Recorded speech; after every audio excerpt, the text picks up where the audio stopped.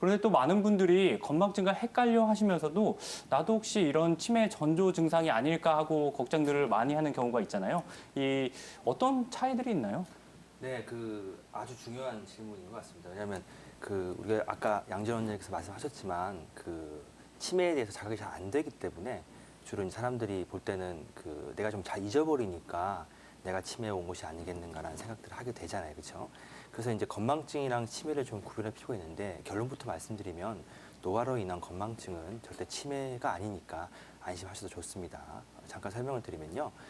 건망증은 뇌에서 보면 이제 전두엽이라고 해서 기혈을 끄집어내는 어떤 장치들이 있는데 그런 곳에 뭔가 조금 이제 약간 회로 쪽에서 조금 이제 무리가 가 있다라던가 아니면 조금 한꺼번에 많은 양의 정보가 들어와서 그 머릿속에서 자체적으로 정보를 좀 커팅하면서 좀 필요하거나 불필요한 기억들을 조금 이제 자연스럽게 없애버리는 그런 과정들이 있는데 보통 노화가 되면 조금 더 그런 기능들이 조금 젊었을 때보다는 조금 더 많이 기억을 할 수 없게 되는 형태로 가게 돼 있거든요. 그다음에 스트레스를 많이 받는다던가 이런 정도의 형태들이 있을 경우에는 우리가 건망증이라고 표현을 하는데 치매 같은 경우에는 뇌에 있는 측두엽이라고 하는 곳이 있습니다. 그 측두엽이라고 하는 곳에 정보를 저장하게 되어 있는데 그 저장하는 것 자체가 아예 망가져 버리는 것을 우리가 이제 치매라고 표현을 하죠. 그래서 좀 전에 이제 그런 도표들이 많이 나왔지만 이런 식인 겁니다. 건망증이 심한 사람은 건망증이 있던 사람들은 누가 어떤 단서를 얘기해 주면 기억을 해냅니다. 왜냐하면 연상 체계가 중간 하나 고리 한두 개 정도가 이제 끊어졌던 거기 때문에 어떤 약속이 있었다는 얘기를 누가 전화를 해주면 맞다 무슨 약속 있었지라는 식의 얘기를 하거나 아니면 어떤 일 있지 않았습니까 물어봤을 때 정확하게 기억 못하더라도 그 주변의 상황에 이런 것 근처에 해당되는 유사한 어떤 식의 단어들을 표현하는 경우들이 많은데 이런 것들은 전부 다 건망증에 속하는 것이죠. 정도가 심하거나 약하거나 차이가 있을 뿐이지 건망증에 불과한 건데 어떤 사람에게 뭘 물었을 때 그 있었던 사건 자체를 아예 모른다고 해버리는 경우도 있습니다. 우리가 약속을 했었던지 아니면 내가 어떤 시기에 어디 있었는 것 자체에 대해서 전혀 모르는 경우입니다. 이런 경우는 치매를 의심할 수가 있는 것이죠. 근데 치매가 있는 분은 사실은 그냥 건망증뿐만 아니라 인지적인 장애 또는 시간, 공간 이런 부분에서 많은 식의 아예 지각력 자체가 좀 떨어집니다. 그래서 단순히 건망증만 있고 생활하는데 크게 지장은 없으면서 뭐 수첩 같은 거라든가 다른 도구를 이용해서 어떻게든지 좀 살아가는데 불편할지라도 어떻게든지 간에 잘 살 수 있는 형태로 간다고 하면 사실 이것은 노화에 의한 건망증이지 그렇게 걱정할 단계는 아니고요. 그래서 한의학에서는 이게 건망증은 미병이라 그래서 병이 아니다라고 표현합니다. 그래서 너무 크게 걱정하실 필요는 없을 것 같고 그래서 건망증만 있으신 분들은 희망을 가지셔도 좋을 것 같습니다. 다음으로 대표되는 뇌신경 면역계 질환이 바로 누게릭병이라고 하는데요. 임한성 원장님께서 좀 설명해 주실까요? 예, 일단 루게릭병은 정말 참 무섭고 어려운 병입니다. 혹시 MC님은 재작년에 전 세계적으로 SNS상에서 선풍적으로 인기를 끌었던 이 루게릭병을 치료하기 위한 어떤 캠페인 비슷한 거 혹시 명칭 기억나십니까? 아이스버킷 챌린지라 그러는데요. 예, 예. 그러니까 이제 얼음 양동이로 뒤집어 쓰면서 무슨 이제 얘기를 하고 3명씩 지명해갖고 점점점 확산하는 뭐 그런 어떠한 그런 캠페인 비슷한 게 있었는데요. 그러면서 이제 재작년에 이 무기력병 해당되는 치료하는 어떤 센터 또는 뭐 모금하는 기구에 그게 전 세계적으로 퍼지면서 기금이 아주 많이 모였다는 그런 훈훈한 기사를 제가 한번 본 적이 있고 주변 한의사들 중에서도 또 그런 거 하셨던 분들도 제가 기억나시는 분이 계신데요.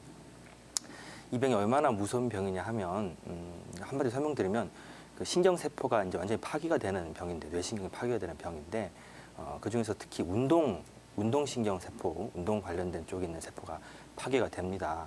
그래서 뇌에 있는 부분만 파괴되는 것이 아니라 뇌관과 척수에 해당되는 부분의 신경체계도 다 파괴가 되고 그로 인해서 우리가 이제 수의근이라고 하죠. 이제 우리가 능동적 운동하는 그런 근육계를 수의근이라고 하는데 그 수의근에 해당되는 부분에 해당되는 체계도 다 파괴가 되어서 결국에는 말단에 있는 근육들이 몸에 있는 근육들이 운동신경의 어떠한 자극을 못 받으니까 자극을 못 받으면 근육이 다 위축이 되게 되어 있거든요. 힘이 빠지고 움직이지 못하게 되니까.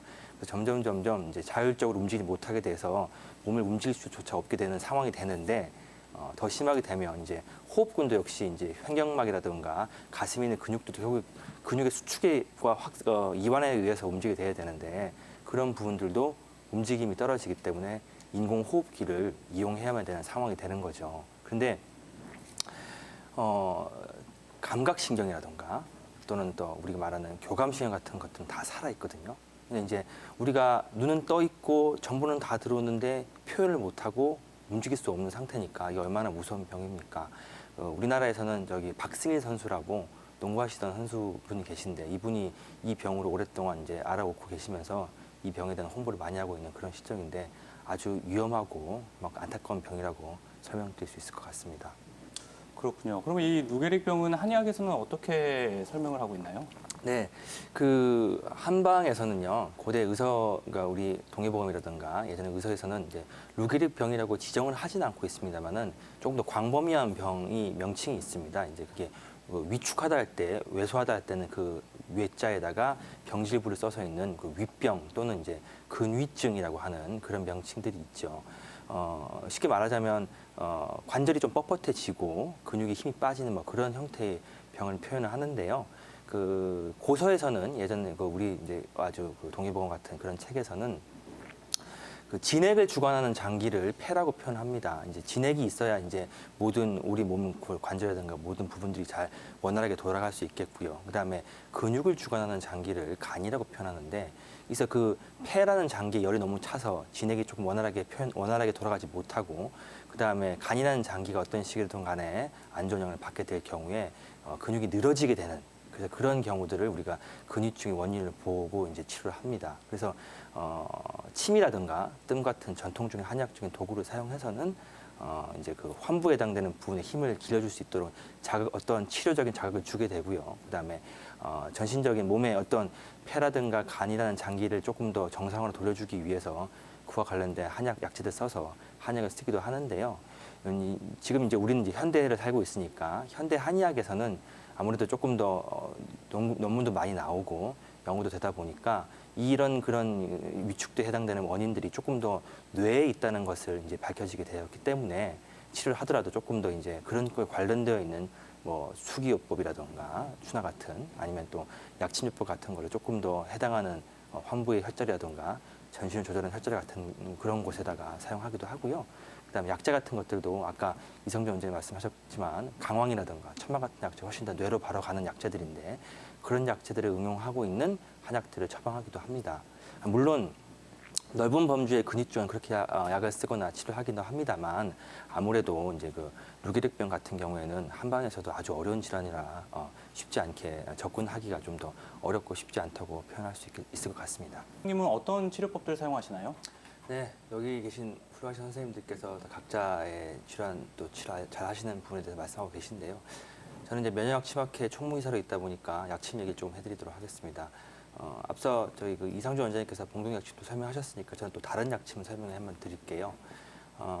저기 그 홍화하고 그다음에 홍화유, 그다음에 녹용에서 추출되어 있는 것을 베이스로 하고 있는 지용성 약침이라는 것이 하나 있습니다.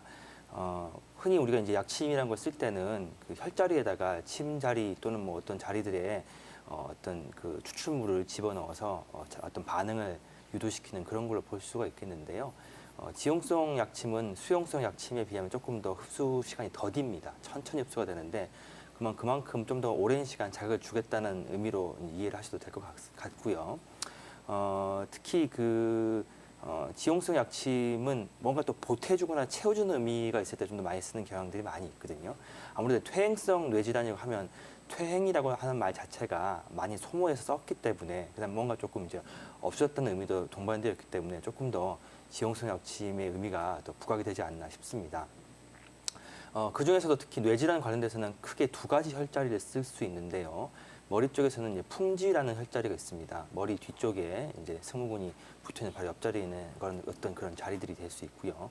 일반적인 침들을 쓸 때는 뭐 백회라든가 다른 여러 가지 자리들이 있습니다만은 약침에서는 풍지라는 자리가 가장 중요시 여기는 자리가 될 수 있고요.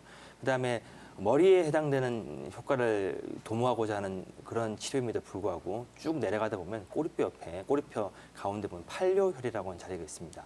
상뇨, 중뇨, 상뇨, 차뇨, 중뇨, 하뇨라고 하는 자리들이 있는데 이 팔뇨혈이라고 하는 자리도 아주 중요하게 쓸 수가 있죠. 결국 아까 양재 원장이 말씀하셨던 것처럼 두 개 청골에 해당되는 어떤 뇌척수액의 흐름에서 가장 축이 되는 또 두 가지 자리이기도 합니다. 머리 끝에 있는 자리, 그다음에 척추 맨 끝에 있는 자리이기도 하죠. 보통 풍지라는 자리는 그 머리로 직접적인 자극을 주는 가장 큰 대혈이라고 보셔도 되고요.